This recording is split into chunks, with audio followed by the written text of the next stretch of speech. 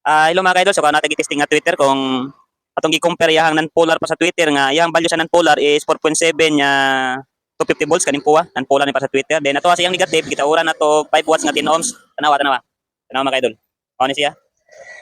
5 watts nga 10 ohms ato ang gitawad para sa yang negative. Then sa yang positive na atay non-polar nga para sa Twitter nga 4.7 nga 250 volts. Atong i-compare kung asa nindot aning duha, capacitor ba sa electric fan or capacitor ba sa Twitter. Atong i-compare kung asa nindot yun. So kalau atong testingan ang non-polar nga para Twitter, itong patingogon. Then, mo ni tiyo mga kaidol, taas, saghay.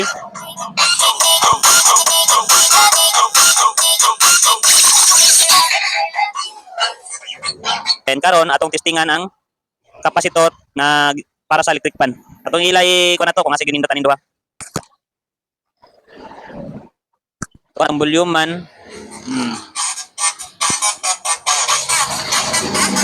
Taas og treble, masay ang kuan, tinog sigit-sit ang kapasitor nga electric fan.